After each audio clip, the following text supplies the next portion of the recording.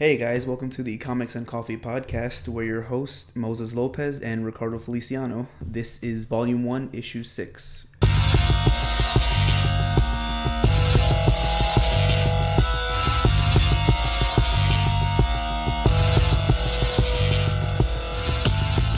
So Ricardo, how's your week been? Well, 2 weeks, really, if you think about it. So we, unfortunately, I apologize to all of our listeners. We missed the week. Things just kind of got a little crazy, but hopefully, I think we're going to be trying to do 2 episodes this week. So hopefully we'll make up for the time we lost. This past week, I just moved. It sucked. Do not want to do it again. And then, of course, as we were supposed to record this yesterday, today is Friday. We're supposed to record this on our normal recording day of Thursday. My mic died. So that's fun. And I just came from Best Buy to buy a new mic. So there's $120 down the drain. Awesome. But I got a warranty this time. So we'll see. And you can hear it. If you can hear it right now, I got my nice Starbucks coffee with me. So I'm in a good mood right now. What about you? Honestly, every week for the past 3 weeks have been kind of like a blur. It just feels like work, sleep, repeat, work, sleep, repeat. But yeah, that's life. It hasn't been too bad, I can't really complain. Yeah, if you want to hear it's work, sleep, repeat, someone dies, you're sad for a couple of weeks, and then back to work, sleep, repeat. Yeah, exactly. So unfortunately, like I said, this issue is going to be going out a little bit late, but the main topic we're going to be covering today is San Diego Comic-Con. We won't be covering every single news item because, honestly, not everything was important. To us. Well, to the world. San Diego Comic-Con's great, but, not everything that happens there is important. But, yeah, so we're going to be covering some of our favorite topics from the convention. Why don't we just dive right into this and start with probably the most divisive news that happened during Comic-Con. And that is that James Gunn, who we've mentioned a few times on this podcast already, got into a little trouble, let's just say, and lost his job. Disney gave him the axe. So would you want to maybe say what happened? I don't really think he got himself into trouble. It's just someone leaked a bunch of old tweets from 10 years ago or 20. I feel like it was 10. From 10 years ago, basically he was making a bunch of inappropriate jokes towards with sexual, what's the word? They were pedophile jokes. There we go, yeah. Cut straight to the chase. Yeah. They were pedophile jokes that he made on Twitter many, many years ago. And they kind of resurfaced. Let's just put it that way. And Disney, I came to the ears of Disney. And Disney said, this is not a good look for us. Considering they make cartoons. Yeah. And fired him. Which is weird because a lot of their old cartoons were pretty racist or, based on that time and... Well, yeah, so let's dive into that. So, there's a lot we're going to cover for San Diego Comic-Con, but let's kind of go over this first. So, yeah, so long time ago, James Gunn made some bad tweets, and they weren't all pedophile tweets, but the vast majority of them, I want to say, are. There are over 20 tweets, I believe, in total. 75% of them were pedophile jokes. And, specifically about, little boys and, just things that, regardless of whether you like James Gunn or not, and I think regardless of whether you think Disney should have fired him or not, I think everyone would agree that these aren't good tweets. And I'm sure James Gunn himself would prefer if he could have taken them back. But, the idea was that James Gunn has been kind of flinging jokes towards Trump and a lot of the Republican GOP party in the United States. And, some good jokes, some okay jokes, depending on what you're looking at, I guess. And a lot of those people weren't happy. And there was a Republican, as they say, personality who didn't like this. And he decided to dig into James Gunn's history. And I don't know how exactly he did it, but he got some really old tweets by James Gunn and saw these and put them together into one big collage and tweeted that image out himself. And yeah, things caught fire from then on. Between retweets and likes and everything like that. More and more people got word of it. Of course, someone copied it over. It got into Instagram. And yeah, really quickly, the news of these horrible, horrible tweets that James Gunn wrote spread. And then at some point, Disney saw that and they fired him. So before we go any deeper, what do you think of this? In terms of, well, I think you would agree with me that the tweets are bad. Yeah, right? especially me having siblings that are definitely horrible. Yeah, I think everyone would agree on that. Now, what do you think on Disney firing James Gunn? And what I mean by that is, one, do you think they should have fired him? Two, like, is it, like, I don't know how to explain this. So, do you think it should be a permanent fire? Like, should they ever work together again? Should no one work with him again? Like, what do you think should be the extent of all of this? Well, I think it shouldn't be a permanent fire. I feel like they should give him another chance, especially seeing as how Marvel or the MCU or even Disney is known for giving second chances. Like with Robert Downey Jr., he was a drug addict. He went to jail and everything, and now he's Tony Stark. He's Iron Man. Yeah. So he definitely he's a face of the franchise now. Yeah, exactly. He definitely had a shady past or a troubled past, and they give him a second chance. You know, he's trying to better himself and everything. And I believe James Gunn already apologized for these tweets. Multiple times too. So James Gunn went on record on Twitter to all of his fans to basically say that he loves his fans. That he's not. The gist of what he said was that he's not the same person that he used to be. He says that back then, he was still like, he said, first of all, it was never meant in a negative, like in any sense that he was going to do something bad. He was acting on any of these things. He goes, back then and now, he will say the same thing. They're jokes. But he says that he was in a much darker place back then, and he was younger, and his sense of humor was kind of different. Mm-hmm. And he says that he feels that he's not in such a dark place anymore, and that he's more mature, and he's better. And these aren't the kind of jokes or tweets that he would ever do now. But of course, you know, what happens, and he never deleted them, I guess. They were up until recent. They're deleted now, as far as I know. Mm-hmm. But there's still the pictures that everyone has, like the screenshots and all that. Exactly. So I know James Gunn's brother, Sean Gunn, who plays Kraglin in Guardians of the Galaxy. He went on record saying that he doesn't want to watch the next movie if his brother isn't directing it. And I don't think that's the next movie as in Volume 3. Volume 3. Yeah. Okay. I don't even think it's just like him, you know, that's my brother, I'm going to support him, but just because he knows how to direct these movies and how to handle the cast and all that. So I kind of agree with him. It wouldn't feel the same without him. Mm-hmm.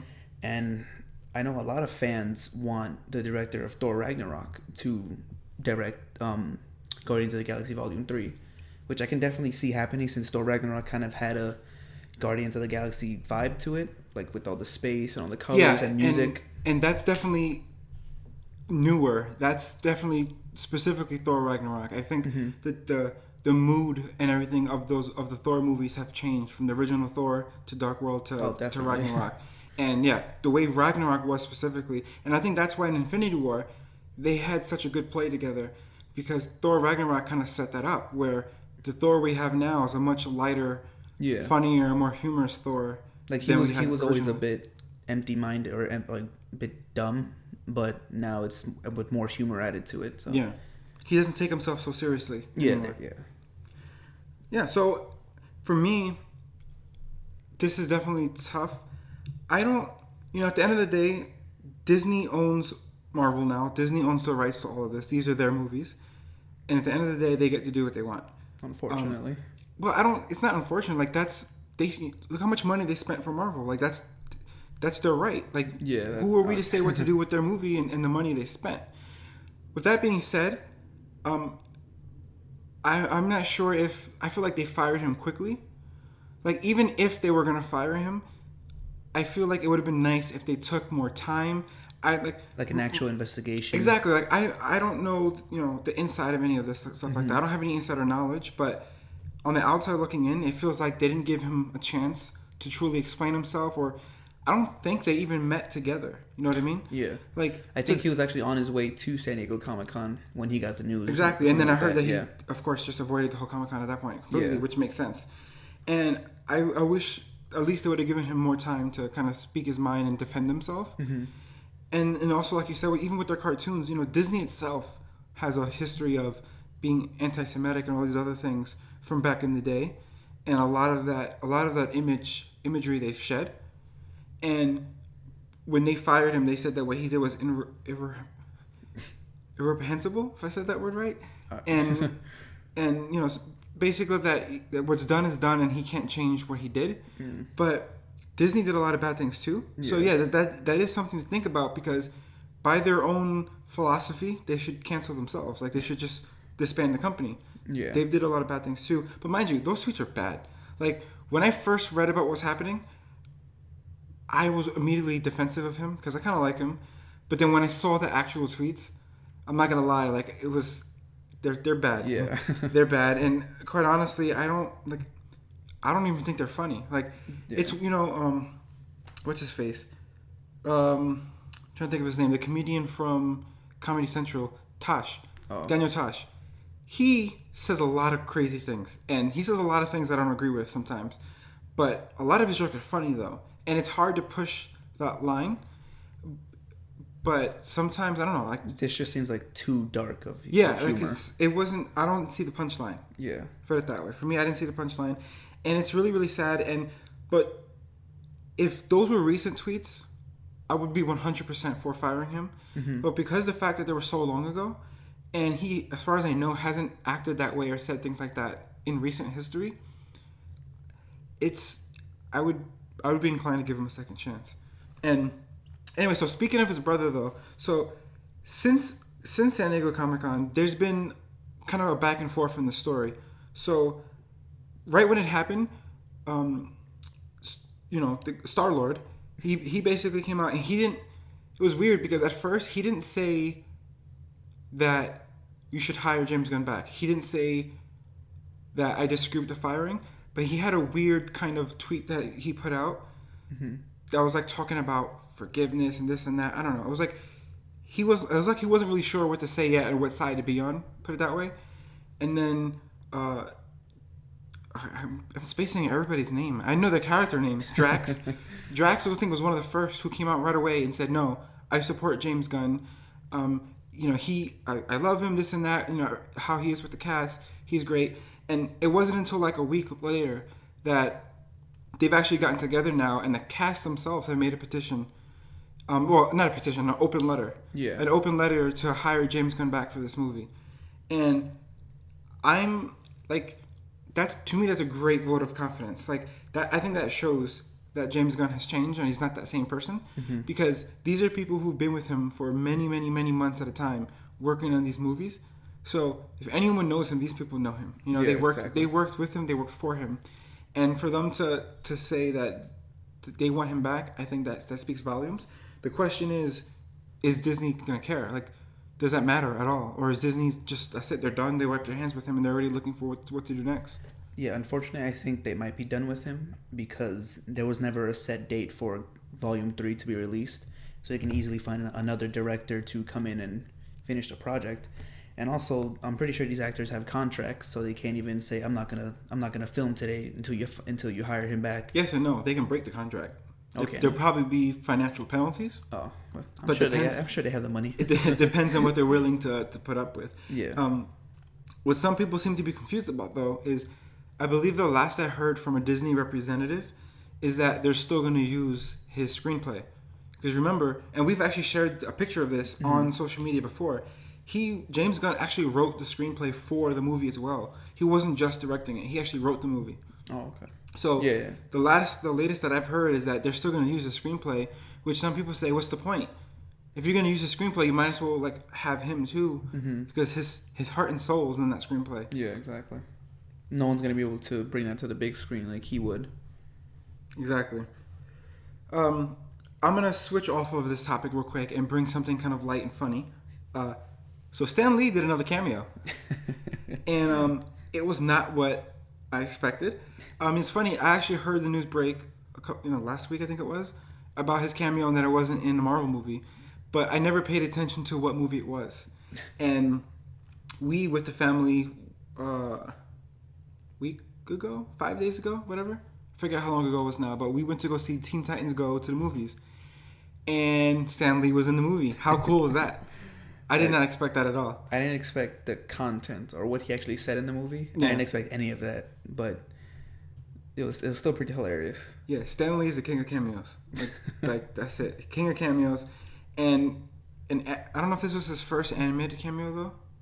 No, he made a cameo in Big Hero 6 Okay. as one of the kids' father. Okay. So, but yeah, so that was, and he was just so goofy Yeah. in it, which is pretty cool.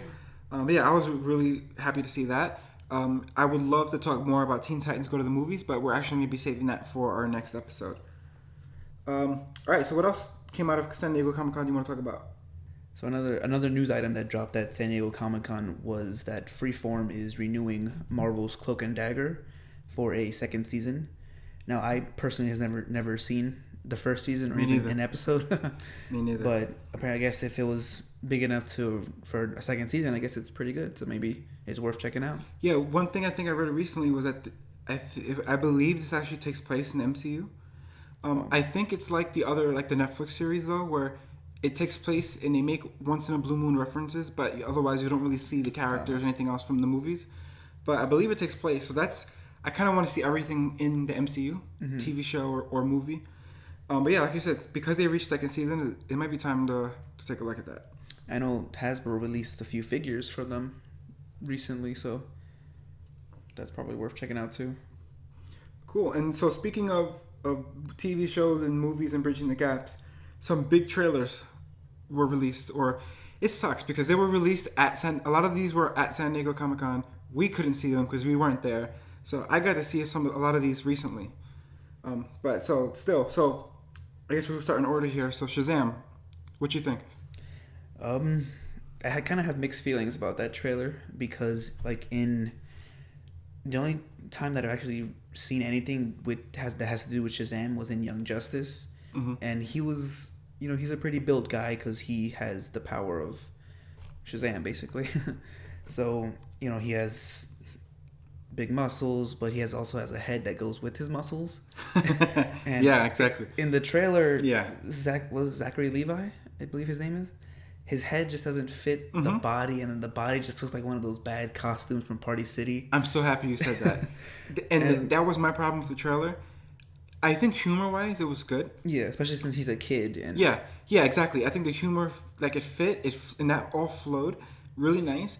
I had a big problem with the costume. Yeah. And like you said, the head doesn't feel like it matches. The shoulders. It's the shoulders. I feel like they just CGI'd the head on, or took the head and put it on a CGI body or something like that.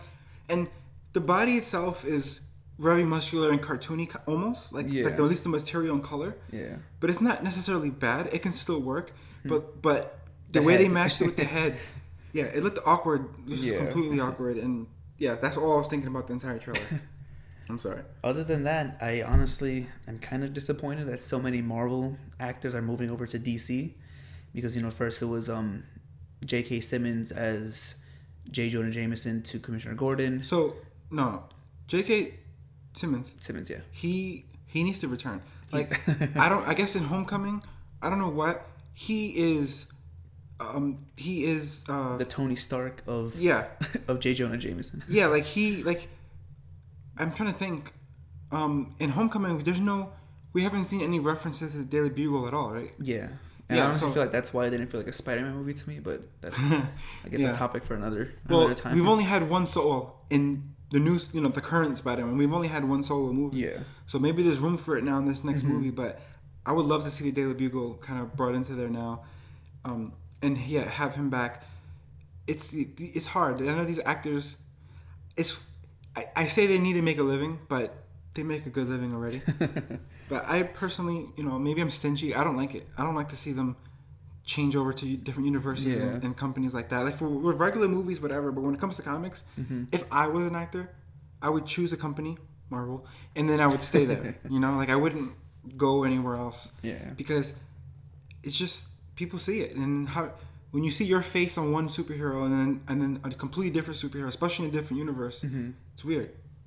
I don't like it. And I think that's part of the problem too with Zachary Levi. He played, I don't remember his name, but I know they're called the Warriors 3 in Thor.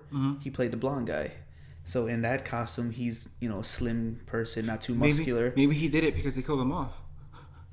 Remember they were killed. Yeah, but I think that's part of why I don't like the way his head looks in the red suit. Yeah, but I feel like I would love if Marvel, especially with, or maybe they can't. I don't know.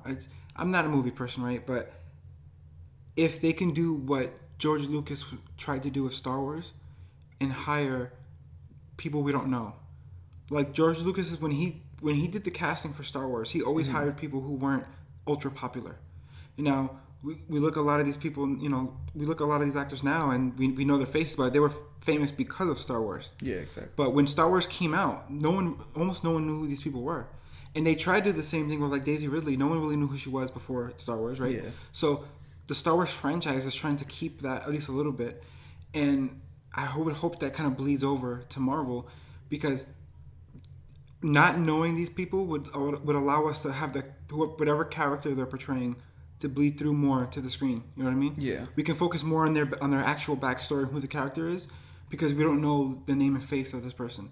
Yeah. And so I hope, forget the people traveling back and forth and all that. Let's just focus on the characters themselves. Hire new actors, as long as they're not complete crap. Hire new actors, let them build up with that role. Yeah, exactly. I know the actor who plays Billy Batson, I've only seen him in a Nickelodeon show, or I don't know if it's Nickelodeon or Disney, but it's one of the two. That's the only time I've seen him. So, dude, seriously, Nickelodeon or Disney? That's like saying, I don't know if it was Marvel or DC, but it was one of the two. Like, it was one. No, I'm pretty sure it was Nick. Kick your ass. I'm pretty sure it was Nickelodeon because the show was terrible. So, but anyway, so speaking of costumes, though, the Aquaman trailer debuted at San Diego Comic-Con, and I liked it a lot. Like, Aquaman's a running joke, of course, and in the Justice League movie, I think many people agree, like, Aquaman looked pretty cool. Like, I didn't think he would look like that. You don't agree? Costume-wise, yeah, he does look pretty cool, but I just can't get over the fact that it's Samoan? No, what? No. He's doing like a surfer dude kind of take on it, and I just can't get past that. You don't like that? Not at all. Like, the man's name is Thomas Curry. How many Hawaiians do you know that his name's Thomas? Well, name-wise, I guess, yeah, it doesn't match too much, but I don't like the way the traditional Aquaman looks. Really? I feel like... So, I feel like many people don't, which is why Aquaman always gets fun of. He's just weird. Yeah. I feel like, if you imagine a badass of the sea, if you imagine someone who's strong and has powers, most of the time when you see Aquaman, that doesn't match the way he looks. Aquaman looks like a whitewashed version of Superman in, what is it, green and orange? Is that the colors? Yeah. Yeah, so, but this guy looks like... He kind of looks like Samoan, but I also see him as like a version of Maui from Moana. Which, I love Moana, and I love Maui. And Maui had... You never seen Moana? I've never seen it. Jeez. So Maui has this hook, and it gives him the powers, and I don't think he's not from Hawaii in the movie, but he definitely has that vibe that we know of people from Hawaii. But he seems more like a superhero, and that's what I see with this Aquaman. And to me, that's why I finally like Aquaman. I'm not saying it's the same as the comics. I agree with that. It's different. Yeah. But I like that it's different in this case, which is, it's probably not... It's hearsay in the comic book world when you diverge from the comics, right? But I actually like this change. Yeah. But what do you think of the trailer as a whole? I did like it, other than the fact that I don't like the way he's portraying the character, but yeah, it does look like it'll be a great addition to the DCEU, especially with them having the main character, and it looks like they're going to introduce Black Manta as a secondary character for the sequel, possibly. Even his costume looked pretty amazing compared to the shows and all that, and actually has like the laser beams coming out of his eyes and everything. Yeah, I like it. The movie definitely fits into the whole DC. This is a dark universe. Kind of feel. Also, and it looked good. Speaking of that, the director James Wan, he's known for directing horror movies. Like, he directed the Saw movie and The Conjuring, I believe it was, or. Saw is not horror, but okay. Saw is it's gore. It's the same. Not the same thing. So I think, like, in the trailer there was a few like dark scenes, like the I believe they're called the reef people, but it was like the scene where they're jumping off the boat and there's a bunch of creatures like chasing after them. Yeah. So that definitely looked like a horror film, and I would be scared. It looked good, and I normally have very negative things to say about DC movies. Yeah. I think I'll see this when it comes out. It looked really good, and I'm gonna still throw out a negative thing. I just wish it did this sooner. Like, this would have been so much better before Justice League. Yeah. It would have made Justice League so much better to know more about the character and have more of a connection to him before we saw him in this movie, instead of him just showing up. Yeah. But Also, I probably found my next wife because Mara looks freaking beautiful. I don't know what the hell it is about these women, but all right, I don't know.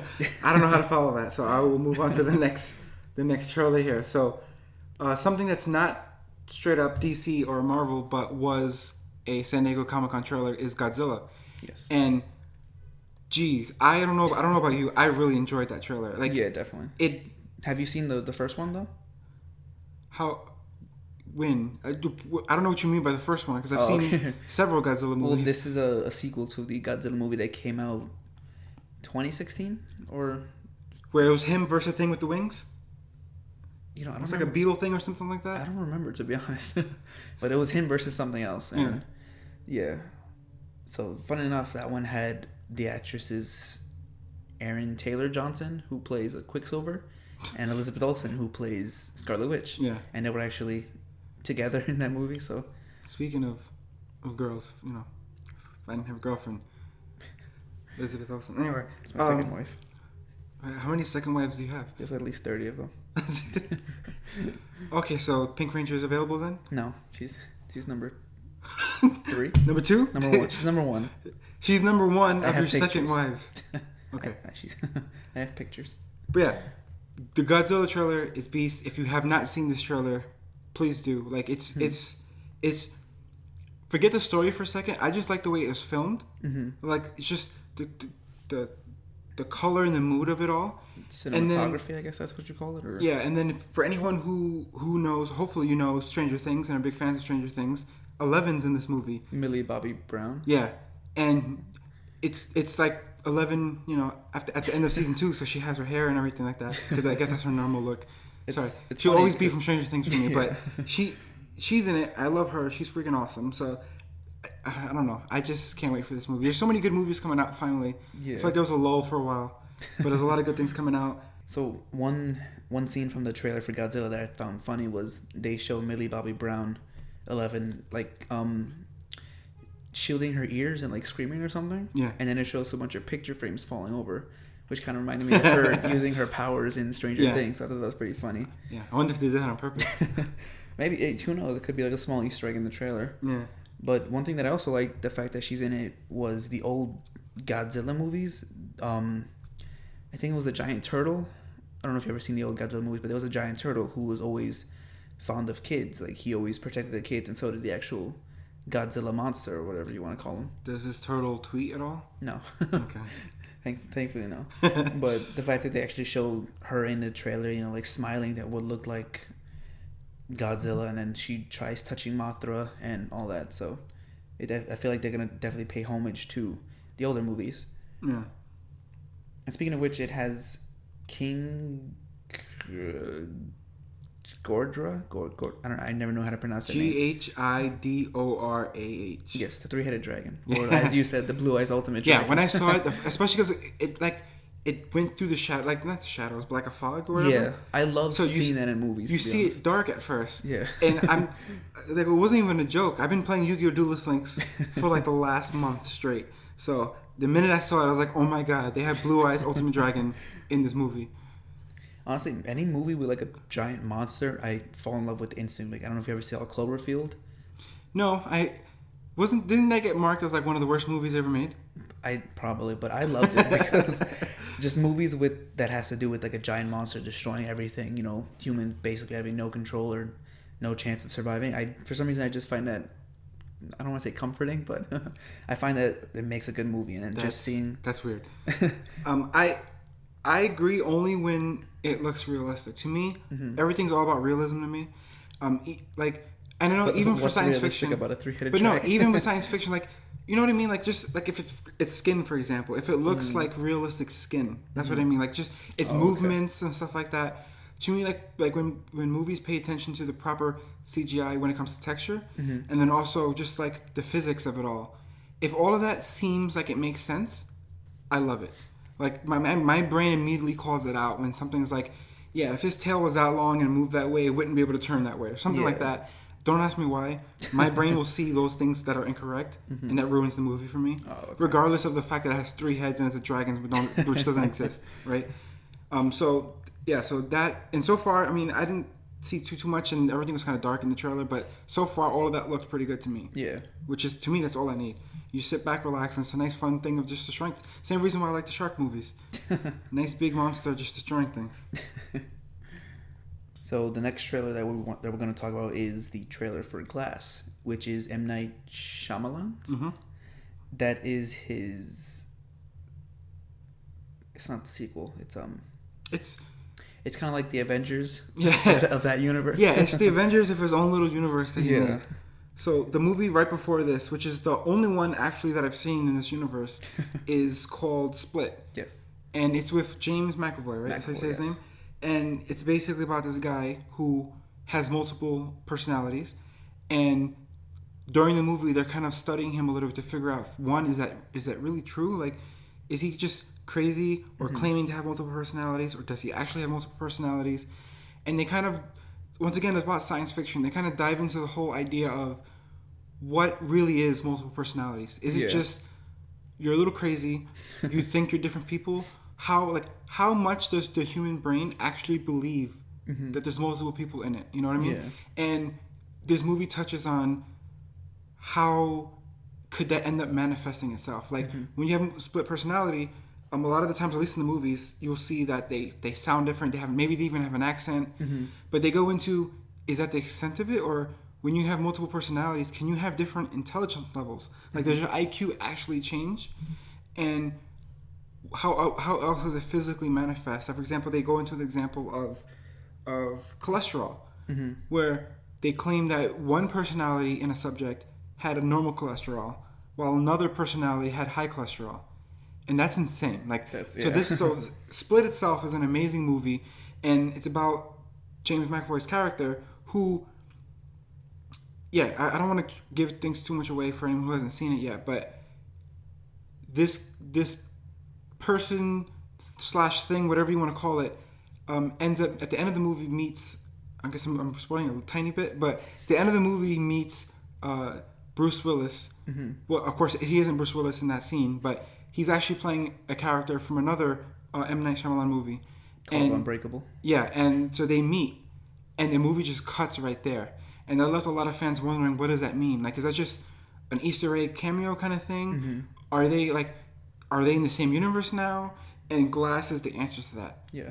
And it looks incredible. I don't know if you had any thoughts on it. Yeah, I know with the first Unbreakable movie, they only mentioned Mr. Glass. So this kind of seems like his own movie, with the other two just, kind of being there. Yeah. But it's basically, from what I see from the trailer, it looks like that these three people are locked up. They're being studied to see if they're just, crazy, or if they're actually like have powers. Like Bruce Willis's character is indestructible, basically. And in the trailer, you can actually see him bolted to the ground. So even if they think maybe he's just crazy, his power is still real because they still have him tied up, in chains and everything. And just even in the trailer alone, they had a bunch of visual elements that were amazing. Like if you look when they're all three of them in the room, they're each covered by a different color. So one is purple, one is yellow, and one is green. Damn, I don't think I noticed that. And then Mr. Glass, he wore purple in Unbreakable. Bruce Willis had a green jacket or green hood that he would go when he did vigilante work. And James McAvoy character had the yellow sweater when he was like the little kid. So I thought that was pretty amazing. Cool. Okay, I didn't even catch that. Yeah, I'm so looking forward to this movie. I'm new to this universe. Like I said, I haven't seen the other one yet. We should probably see Unbreakable at some point. I've honestly seen like 10 minutes of each movie. I have Split on Blu-ray, so we gotta watch it. Split is amazing. Anyway, so that's a brand new movie of like a universe that people didn't even know was a universe. But going back to some old classics, at San Diego Comic-Con, the trailer, I believe, right, for The Walking Dead Season 9 dropped. Yes, and to be honest, that was the longest trailer I've ever seen. It was like 5 minutes, close to 6 minutes. Are you upset? No, it's just like I was like, Jesus, it's not done yet. Like, what the hell? Yeah. I stopped watching The Walking Dead after like season 6 when Glenn gets killed. No. We should probably add the dun dun dun. Wish you could edit that in there. I've never seen Walking Dead at all. And because you're weird and you don't believe in zombies.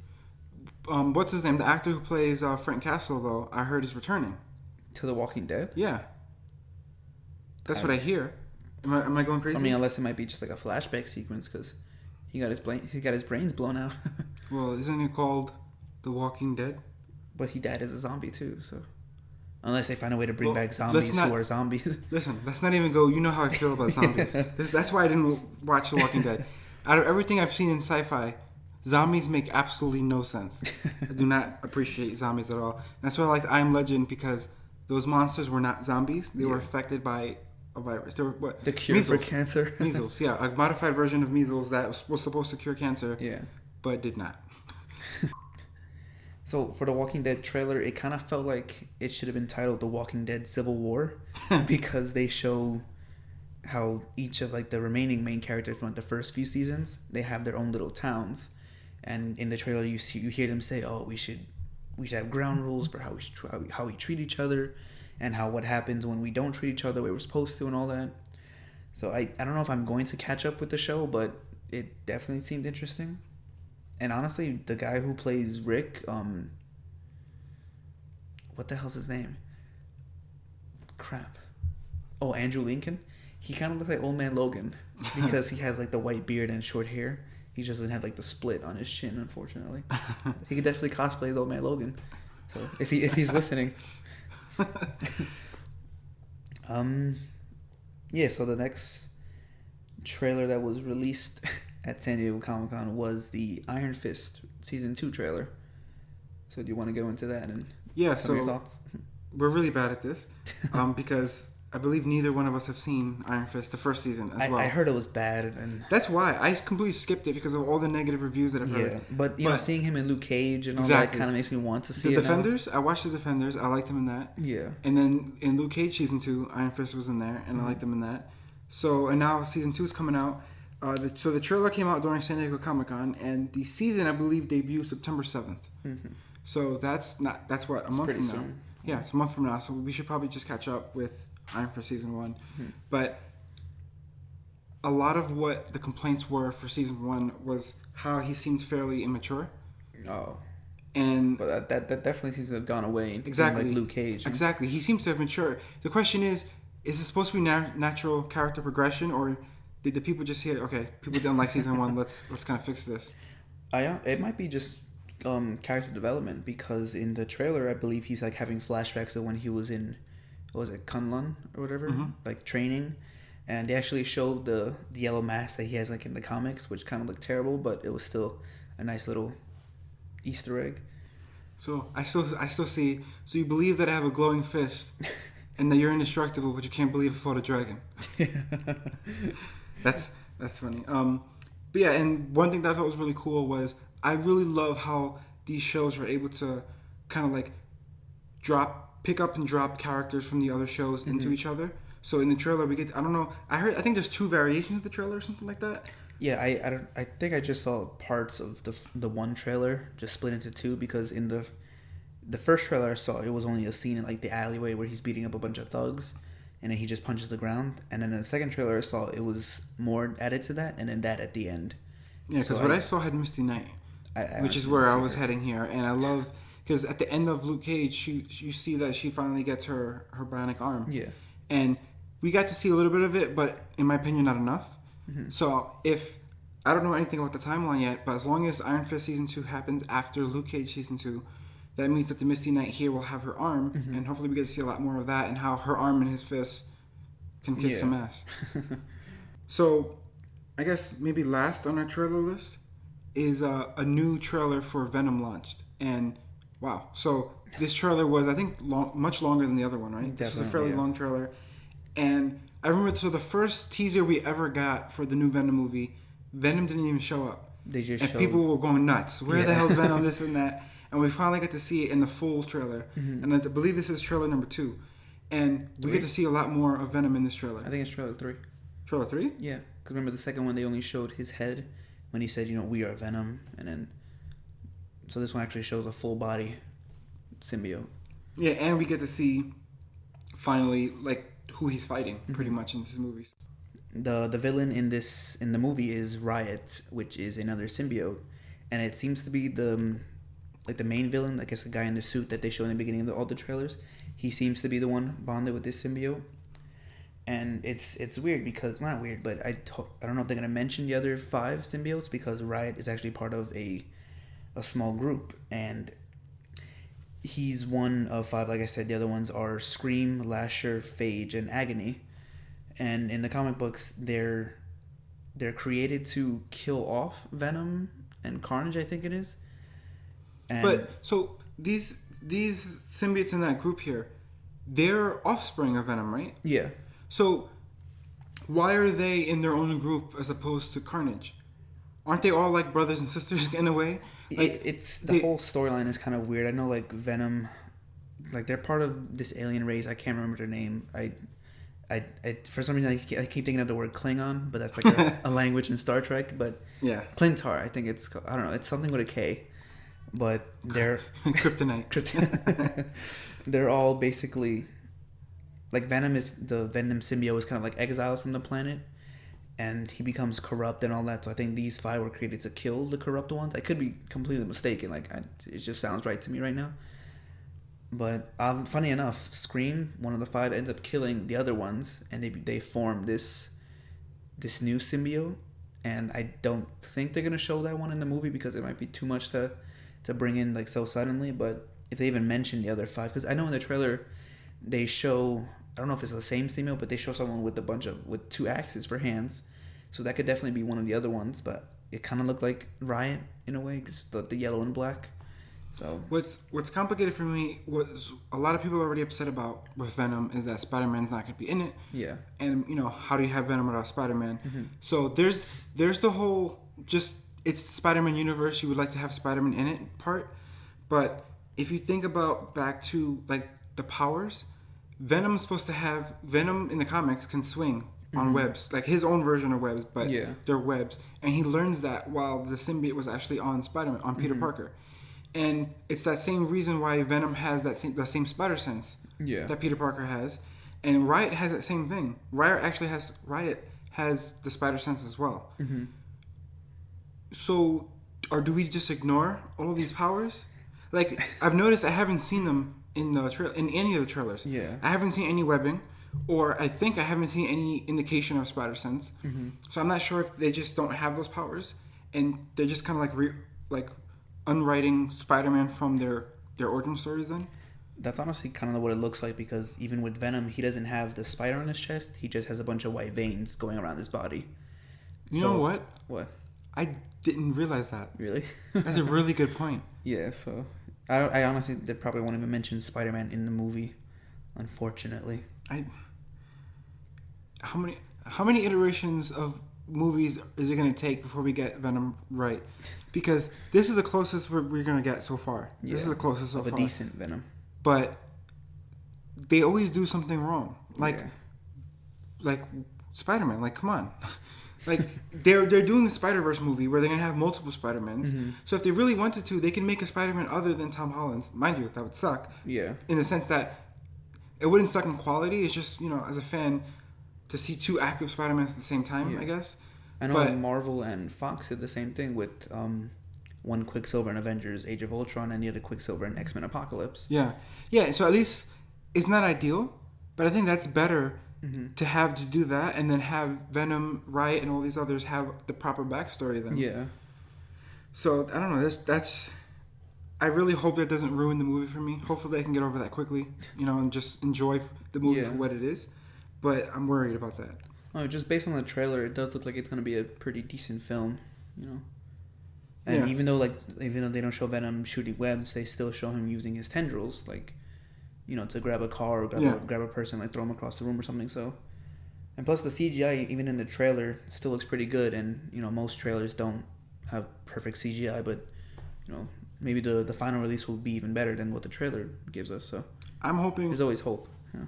Speaking of hope, I'm hoping Sony learns their lesson, and maybe the origin story is different, but maybe Tom Holland still gets to make that cameo, or at least name Peter Parker. And maybe what? Or at least the name Peter Parker. Yeah, but I would like Tom Holland's Peter Parker to be there, because it would be great if maybe they just rewrote the origin where we ultimately still end up at the same Venom that we know, but maybe it's like the order is reversed. Maybe it goes on Peter Parker afterward for a little while, and like maybe because I'm going complete my own direction here now, but the Venom movie comes out in October. Yeah. Spider-Man: Homecoming 2 doesn't come out till next year, right? Or is it 2020? It might be 2020. Oh God, I don't want to think about that. But the point is, it comes out after Venom. Complete theory that exists only in my own head. But what if the Venom movie happens? Tom Holland makes a cameo where Venom's now aware of Spider-Man, and whether it's Eddie Brock and Venom or just the symbiote, kind of like bleeds over into Homecoming 2, because we don't even know what's happening in Homecoming 2, right? Yeah. And maybe he makes a brief appearance in Homecoming 2 where it gets on Peter Parker, and then Peter Parker gets raided all in that same movie. And then for a Venom 2 movie, it now has Spider-Man's abilities or something like that.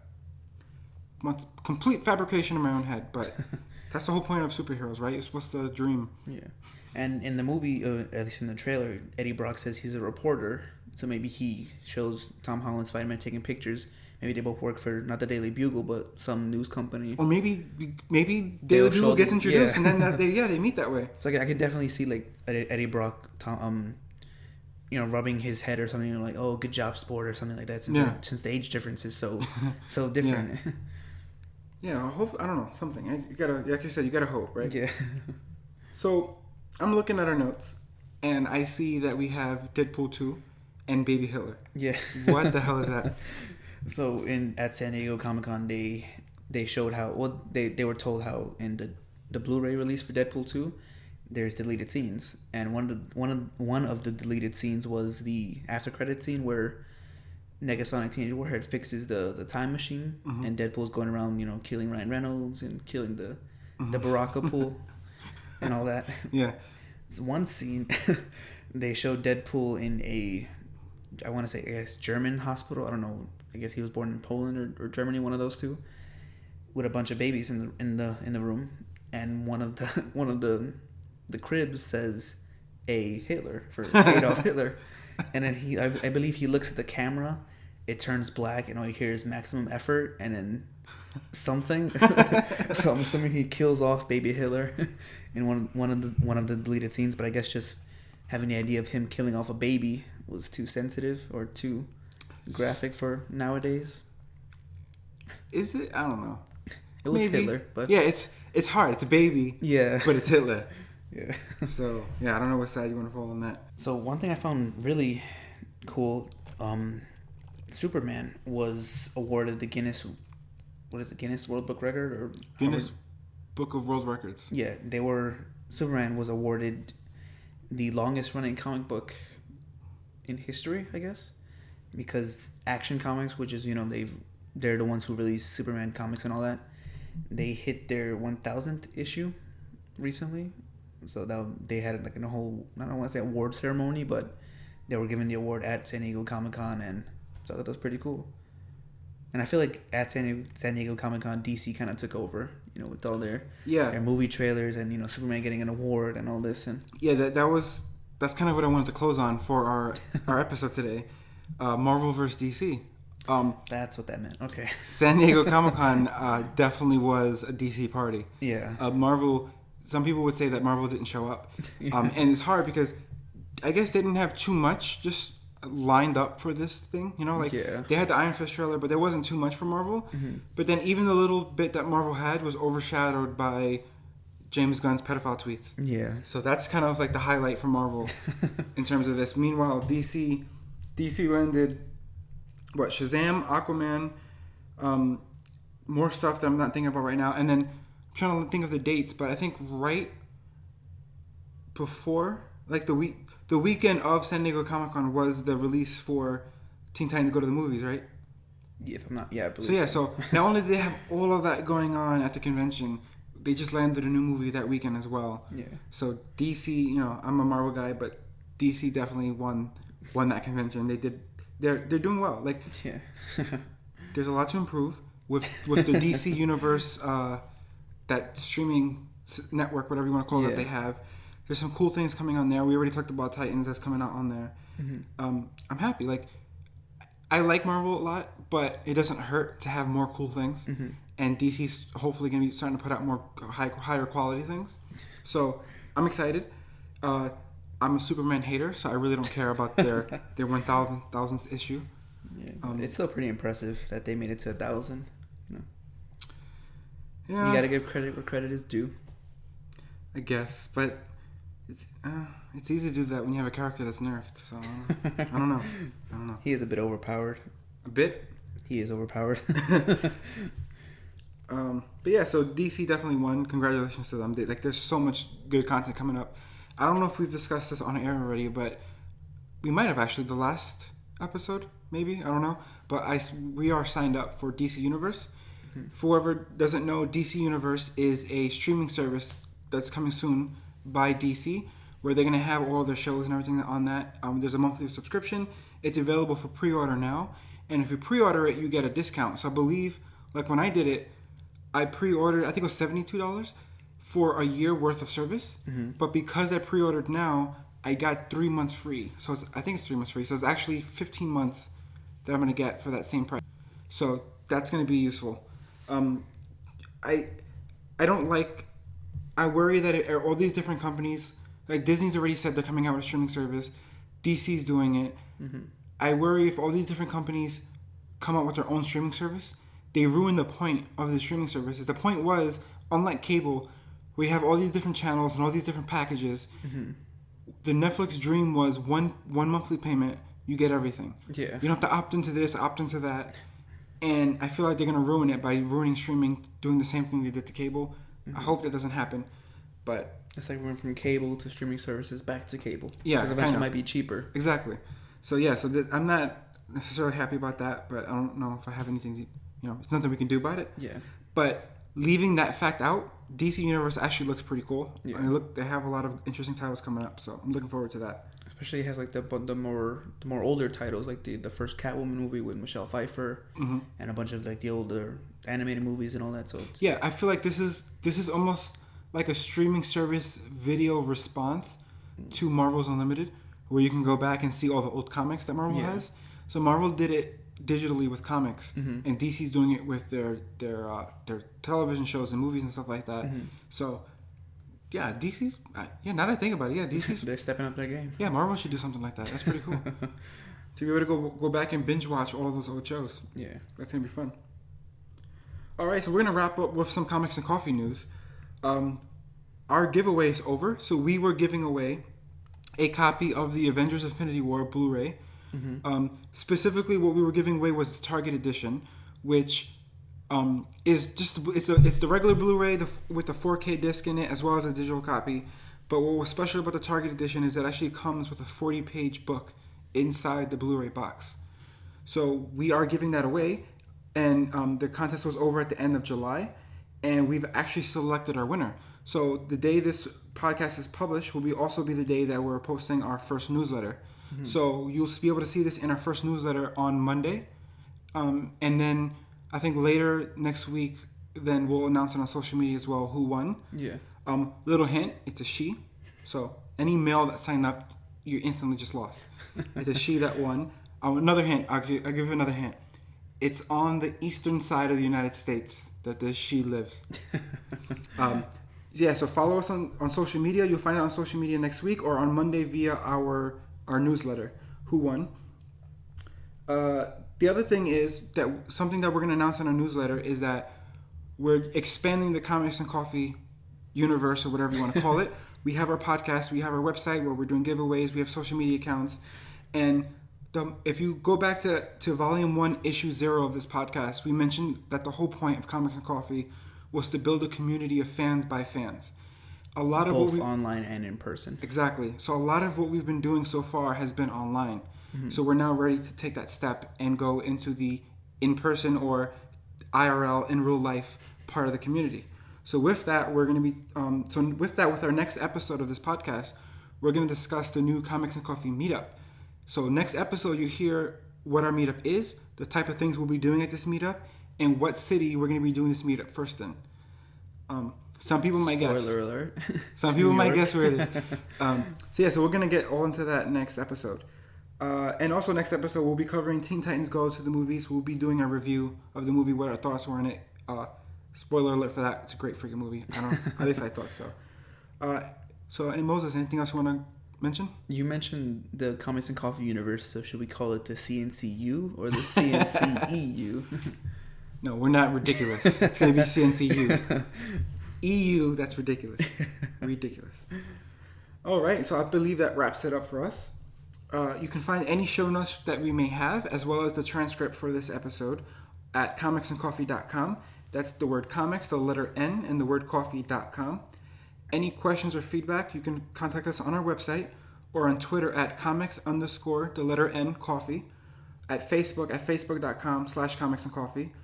Instagram, we're on as well. Also, if you're listening to this on iTunes, please submit any feedback you have, and more importantly, a rating. Hopefully a good rating, hopefully a 5-star rating, but we would appreciate you rating this episode and sharing it with your friends. As always, thank you for listening and have a good time.